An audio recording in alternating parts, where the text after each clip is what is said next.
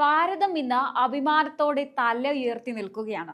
പതിറ്റാണ്ടുകളായി ഇന്ത്യൻ രാഷ്ട്രീയത്തിന്റെ ഇടനാഴികളിൽ വെറും ഒരു വാഗ്ദാനമായി മാത്രം ഒതുങ്ങിപ്പോയ കോൺഗ്രസ് ഭരണകാലത്ത് ചുവപ്പ് നാടയിൽ കുരുങ്ങിക്കിടന്ന വനിതാ സംവരണ ബില്ല് ഇന്ന് യാഥാർത്ഥ്യത്തിലേക്ക് അടുക്കുകയാണ്. നരേന്ദ്രമോദി എന്ന കരുത്തനായ ഭരണാധികാരി ഒരു കാര്യം തീരുമാനിച്ചാൽ അത് നടപ്പിലാക്കിയിരിക്കുമെന്ന് ഒരിക്കൽ കൂടി തെളിയിച്ചിരിക്കുകയാണ്. എന്നാൽ ഈ വലിയ ചുവടുവെപ്പിനെ സ്വാഗതം ചെയ്യുന്നതിന് പകരം അതിലും രാഷ്ട്രീയം കലർത്താൻ നോക്കുന്ന കോൺഗ്രസ് അധ്യക്ഷൻ മല്ലികാർജുൻ ഖാർഗെയുടെ നടപടി കണ്ടാൽ ആർക്കും ചിരി വരും. പ്രധാനമന്ത്രി അയച്ച കത്തിന് ഖാർഗെ നൽകിയ മറുപടിയിലെ ഓരോ വരിയിലും നിഴലിക്കുന്നത് തോൽവി ഭയന്ന ഒരു രാഷ്ട്രീയക്കാരന്റെ ആവലാതികൾ മാത്രമാണ്. എന്താണ് യഥാർത്ഥത്തിൽ ഇവിടെ സംഭവിക്കുന്നത്? എന്താണ് ഈ ബില്ല്? നോക്കാം. ഇത് വെറും ഒരു സംവരണമല്ല സുഹൃത്തുക്കളെ, ഇത് ഭാരതത്തിന്റെ പെൺകരുത്തിനെ രാജ്യത്തിന്റെ ഉന്നത സഭകളിലേക്ക് നയിക്കുന്ന വിപ്ലവമാണ്. ലോക്സഭയിലും നിയമസഭയിലും 1/3 സീറ്റുകൾ സ്ത്രീകൾക്കായി ഉറപ്പിച്ചു നൽകുന്ന ചരിത്രപരമായ തീരുമാനം. പക്ഷേ മോദിജി അവിടെയും നിർത്തിയില്ല. അദ്ദേഹം കാണുന്നത് പുതിയൊരു ഭാരതത്തെയാണ്. മണ്ഡല പുനർനിർണയത്തിലൂടെ ലോക്സഭാ സീറ്റുകൾ 543 നിന്ന് 816 ഉയരും. നമ്മുടെ കേരളത്തിൽ ലോക്സഭാ സീറ്റുകൾ 30 നിയമസഭാ സീറ്റുകൾ 210 കുതിച്ചുയരും. ഏതാണ്ട് 273 വനിതകൾ പാർലമെന്റിൽ ഇരുന്നു കൊണ്ട് രാജ്യത്തിന്റെ നിയമങ്ങൾ നിർമ്മിക്കുന്ന ആ നല്ല കാലം വരുമെന്ന് ഉറപ്പായപ്പോഴാണ് ഇവിടെ ഖാർഗെയ്ക്ക് സമനില തെറ്റുന്നത്. ഈ വലിയ നീക്കത്തെ രാഷ്ട്രീയ നേട്ടത്തിനുള്ള കളി എന്ന് വിളിക്കാൻ ഖാർഗെ കാണിച്ച ആ ചങ്കൂറ്റമുണ്ടല്ലോ, അത് സത്യത്തിൽ രാജ്യത്തെ കോടിക്കണക്കിന് വരുന്ന സ്ത്രീകളോടുള്ള വെല്ലുവിളിയാണ്. ഖാർഗെജി, നിങ്ങളോട് ചില കാര്യങ്ങൾ ചോദിക്കാനുണ്ട്. അവിടുത്തെ ജനങ്ങൾക്ക് പതിറ്റാണ്ടുകളോളം നിങ്ങളുടെ പാർട്ടി രാജ്യം ഭരിച്ചതല്ലേ? അന്ന് എന്തേ ഈ ധൈര്യം നിങ്ങൾ കാണിച്ചില്ല? അന്ന് വോട്ട് ബാങ്കിന് വേണ്ടി സ്ത്രീകളെ വെറും ഉപകരണം മാത്രമായി കണ്ട നിങ്ങളാണോ ഇന്ന് മോദിജിയെ പഠിപ്പിക്കാൻ വരുന്നത്?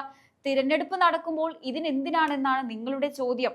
രാജ്യത്തിന്റെ പുരോഗതിക്ക് വേണ്ടി തീരുമാനമെടുക്കാൻ നരേന്ദ്രമോദിക്ക് തിരഞ്ഞെടുപ്പുകൾ കഴിയുന്നതുവരെ കാത്തിരിക്കേണ്ട കാര്യമില്ല. പ്രത്യേക പാർലമെന്റ് സമ്മേളനം വിളിച്ചത് പ്രതിപക്ഷത്തോട് ചോദിച്ചിട്ടല്ല എന്നാണ് മറ്റൊരു പരാതി. ഖാർഗെജി, രാജ്യം കുതിക്കുമ്പോൾ തടസ്സം നിൽക്കുന്നവരെ വിളിച്ചു വരുത്തി അനുവാദം ചോദിക്കുന്നതല്ല നട്ടിലുള്ള ഭരണാധികാരിയുടെ രീതി. മറിച്ച് കാര്യങ്ങൾ നടപ്പിലാക്കി കാണിച്ചു കൊടുക്കുന്നതാണ് മോദി സ്റ്റൈൽ. ആ സ്റ്റൈല് കണ്ട് നിങ്ങൾ പേടിച്ചിട്ടുണ്ടെങ്കിൽ അത് നിങ്ങളുടെ പരാജയമാണ്. ഇനി ഇവിടെയാണ് നരേന്ദ്രമോദി എന്ന വിശ്വഗുരുവിന്റെ മഹത്വം നാം കാണുന്നത്.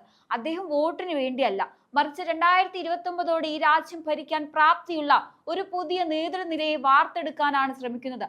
ഭാരതത്തിന്റെ പകുതി വരുന്ന ജനസംഖ്യയായ സ്ത്രീകളെ അധികാരത്തിന്റെ പങ്കാളികളാക്കാൻ മോദിജി കാണിച്ച ആ നിശ്ചയദാർഢ്യം അത് മറ്റാർക്കും സ്വപ്നം കാണാൻ പോലും കഴിയാത്തതാണ്. രാഷ്ട്രീയത്തിന് അതീതമായി ഈ വിഷയത്തിൽ എല്ലാവരും ഒന്നിക്കണമെന്ന് അദ്ദേഹം പറയുമ്പോൾ അതിലും കുറ്റം കണ്ടുപിടിക്കാൻ നോക്കുന്ന ഖാർഗെയും കൂട്ടരും ജനമധ്യത്തിൽ പരിഹാസരാകുകയാണ്. മോദിജി ഒരു കത്തയച്ചാൽ അതിന് മാന്യമായി മറുപടി നൽകാൻ പോലും കഴിയാതെ കുശുമ്പും കുന്നായ്മയും വിളിച്ചു പറയുന്ന ഖാർഗെ രാഷ്ട്രീയത്തിന്റെ ഇടുങ്ങിയ ചിന്താഗതിയിൽ നിന്ന് എന്ന് പുറത്തു വരും? സുഹൃത്തുക്കളെ, ഇത് വെറും ഒരു ബില്ലല്ല, ഇത് ഒരു പുതിയ യുഗത്തിന്റെ തുടക്കമാണ്. ഖാർഗെജി എത്ര കത്തെഴുതിയാലും എത്ര ബഹളം വെച്ചാലും ഭാരതം മുന്നോട്ട് തന്നെ പോകും. സ്ത്രീകളുടെ ശാക്തീകരണം വെറും കടലാസിലല്ല, മറിച്ച് പാർലമെന്റിലെ സീറ്റുകളിൽ ഉറപ്പാക്കാൻ പോകുന്ന മോദിജിക്കൊപ്പം ഭാരതം എന്ന മഹാരാജ്യം ഒറ്റക്കെട്ടായി നിൽക്കും. രാഷ്ട്രീയ താല്പര്യങ്ങൾ മാറ്റിവെച്ച് രാജ്യനന്മ കാണാൻ ഖാർഗെയെ പോലുള്ളവർക്ക് കഴിയില്ലായിരിക്കാം.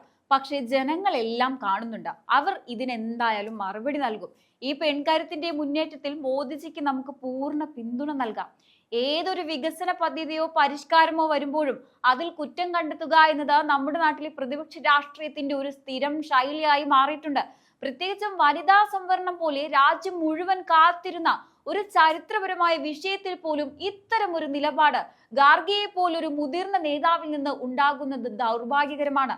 അത് GST ആയിക്കോട്ടെ, ആർട്ടിക്കിൾ 370 ആയിക്കോട്ടെ, ഇപ്പോൾ വനിതാ സംവരണം ആയിക്കോട്ടെ, ജനങ്ങൾക്ക് ഗുണകരമാകുന്ന കാര്യങ്ങൾ വരുമ്പോൾ അതിലൊക്കെ രാഷ്ട്രീയ ലാഭം ആരോപിക്കുന്നത് എന്ത് കഷ്ടമാണ്. പതിറ്റാണ്ടുകളായി തങ്ങൾക്ക് ചെയ്യാൻ കഴിയാതിരുന്ന കാര്യങ്ങൾ നരേന്ദ്രമോദി സർക്കാർ നടപ്പിലാക്കുമ്പോൾ ഉണ്ടാകുന്ന ഒരു തരം രാഷ്ട്രീയ അസഹിഷ്ണുതയാണ് പലപ്പോഴും ഇത്തരം പ്രസ്താവനകൾക്ക് പിന്നിൽ. സ്ത്രീകൾക്ക് നിയമനിർമ്മാണ സഭകളിൽ കൂടുതൽ സീറ്റുകൾ നൽകുന്നതിനെ സ്വാഗതം ചെയ്യുന്നതിന് പകരം സമയം ശരിയല്ല, ചർച്ച നടത്തിയില്ല തുടങ്ങിയ മുടന്ത ന്യായങ്ങൾ പറയുന്നത് വിരോധാഭാസമാണ്. ഇത്രയും വലിയൊരു മാറ്റത്തെ പുകഴ്ത്താൻ മനസ്സില്ലെങ്കിലും കുറഞ്ഞ പക്ഷം അതിനെ തടയാതിരിക്കുകയെങ്കിലും ചെയ്യുക എന്നതാണ് മാന്യമായ രാഷ്ട്രീയം. പക്ഷേ ഖാർഗെജിയും കൂട്ടരും ഇപ്പോഴും പഴയ ചിന്താഗതിയിൽ തന്നെ നിൽക്കുകയാണ്. രാജ്യത്തെ പെൺകരുത്തുണരുമ്പോൾ അതിന് തുരങ്കം വയ്ക്കാൻ നോക്കുന്നവരെ ജനങ്ങൾ തിരിച്ചറിയുന്നുണ്ട് എന്നത് തന്നെയാണ് സത്യം. സീറ്റുകളുടെ എണ്ണം കൂടുമ്പോൾ തങ്ങളുടെ രാഷ്ട്രീയ സ്വാധീനം നഷ്ടപ്പെടുമോ എന്ന ഭയമാണ് പല പ്രതിപക്ഷ നേതാക്കൾക്കും. പുതിയ യുവതികളും കഴിവുള്ള സ്ത്രീകളും കടന്നു വരുമ്പോൾ തങ്ങളുടെ കസേര ഇളകുമോ എന്ന ഖാർഗെജിയുടെ പേടി നമുക്ക് മനസ്സിലാക്കാം. ഖാർഗെജി, നിങ്ങൾ എത്രയൊക്കെ മുടന്ത ന്യായങ്ങൾ പറഞ്ഞാലും മോദിജി കൊളുത്തിയ ഈ മാറ്റത്തിന്റെ തിരുനാളം അണയ്ക്കാൻ ആർക്കും കഴിയില്ല. ഇത് സ്ത്രീകളുടെ കാലമാണ്, ഇത് നരേന്ദ്രമോദിയുടെ കാലമാണ്. രാജ്യത്തിനൊപ്പം നിൽക്കാൻ നിങ്ങൾക്ക് കഴിയുന്നില്ലെങ്കിൽ ജനങ്ങൾ നിങ്ങളെ ചവറ്റുകുട്ടയിലേക്ക് തള്ളുമെന്ന കാര്യത്തിൽ തർക്കമില്ല. രാഷ്ട്രീയ താല്പര്യങ്ങൾ മാറ്റിവെച്ച് രാജനന്മ കാണാൻ ഖാർഗെയെ പോലുള്ളവർക്ക് കഴിയില്ലായിരിക്കാം. പക്ഷേ ഭാരതം ഈ മാറ്റത്തെ നെഞ്ചേറ്റി കഴിഞ്ഞു. ഇവിടെയാണ് നരേന്ദ്രമോദി എന്ന നേതാവിന്റെ മഹത്വം. അദ്ദേഹം വോട്ടിന് വേണ്ടിയല്ല, മറിച്ച് വരും തലമുറയിലെ പെൺകുട്ടികൾക്ക് വേണ്ടി, അവരുടെ അന്തസ്സിന് വേണ്ടിയാണ് പോരാടുന്നത്. ഉജ്ജ്വല യോജനയിലൂടെയും അടുക്കളയിൽ പുകയില്ലാതാക്കിയും സ്ത്രീകളെ ചേർത്ത് പിടിച്ച മോദിജിയുടെ സ്വാഭാവികമായ അടുത്ത ഘട്ടമാണ് ഈ സംവരണ ബില്ല്. സീറ്റുകളുടെ എണ്ണം കൂടുമ്പോൾ തങ്ങളുടെ രാഷ്ട്രീയ സ്വാധീനം നഷ്ടപ്പെടുമോ എന്ന ഭയം പല പ്രതിപക്ഷ നേതാക്കൾക്കും ഉണ്ട്. പുതിയ യുവതികൾ ഇതിലേക്ക് കടന്നു വരുമ്പോൾ തങ്ങളുടെ കുടുംബ വാഴ്ച അവസാനിക്കുമോ എന്ന ഭയമാണ് ഖാർഗെജിക്ക്. അപ്പോൾ സുഹൃത്തുക്കളെ, നമ്മൾ ഇന്ത്യൻ രാഷ്ട്രീയത്തെ ഒന്ന് ആഴത്തിൽ വിശകലനം ചെയ്താൽ ഒരു കാര്യം വ്യക്തമാവും. ഇവിടെ രണ്ട് തരം രാഷ്ട്രീയമാണ് നടക്കുന്നത്. ഒന്ന് വികസനത്തിന്റെയും ദീർഘവീക്ഷണത്തിന്റെയും രാഷ്ട്രീയം, അതാണ് നരേന്ദ്രമോദി മുന്നോട്ട് വെക്കുന്നത്. രണ്ട് വെറും എതിർപ്പിന് വേണ്ടിയുള്ള എതിർപ്പും കുടുംബവാഴ്ച സംരക്ഷിക്കാനുള്ള രാഷ്ട്രീയവും, അതാണ് ഖാർഗെയും കൂട്ടരും ഇന്ന് ചെയ്തുകൊണ്ടിരിക്കുന്നത്. ദശകങ്ങളോളം ഭരണം കയ്യിലിരുന്നിട്ടും ഇവർ എന്ത് ചെയ്തു? സ്ത്രീകളെ വെറും വോട്ട് ബാങ്കായി മാത്രം കണ്ടു. എന്നാൽ മോദിജി വന്നപ്പോൾ രാഷ്ട്രീയം മാറി. അദ്ദേഹം പറഞ്ഞത് വനിതകളുടെ വികസനം എന്നല്ല, മറിച്ച് വനിതകൾ നയിക്കുന്ന വികസനം എന്നാണ്. ഒരു രാജ്യം വളരണമെങ്കിൽ ആ രാജ്യത്തിന്റെ പകുതി വരുന്ന സ്ത്രീ ശക്തിക്ക് അധികാരത്തിൽ പങ്കുണ്ടാകണമെന്ന് അദ്ദേഹം തിരിച്ചറിഞ്ഞു.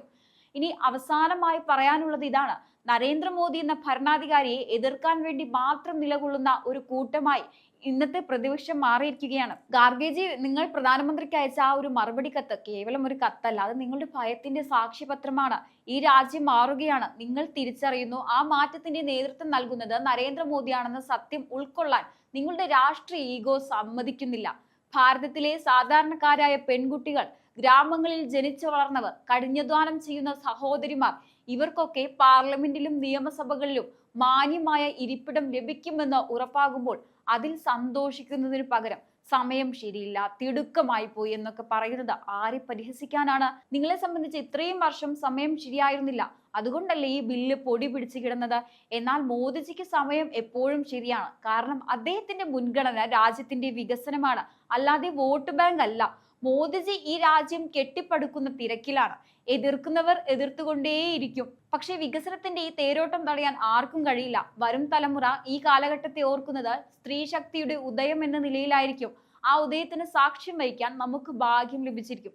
എന്തായാലും ഈ വീഡിയോ കാണുന്ന സഹോദരിമാരോടും സുഹൃത്തുക്കളോടും എനിക്ക് പറയാനുള്ളത് ഇതാണ്: നമ്മെ തളർത്താൻ നോക്കുന്ന, പുരോഗതിക്ക് തടസ്സം നിൽക്കുന്ന രാഷ്ട്രീയക്കാരെ തിരിച്ചറിയുക, രാജ്യത്തിനൊപ്പം നൽകാം, മോദിജിയുടെ കരുത്തുറ്റ കൈകൾക്ക് പിന്തുണ നൽകാം. എന്തായാലും ഈ ഒരു വീഡിയോയെ കുറിച്ചുള്ള നിങ്ങളുടെ അഭിപ്രായങ്ങൾ താഴെ കമന്റ് ബോക്സിൽ തീർച്ചയായും രേഖപ്പെടുത്തുക. മറ്റൊരു വിഷയവുമായി വീണ്ടും കാണാം. നന്ദി.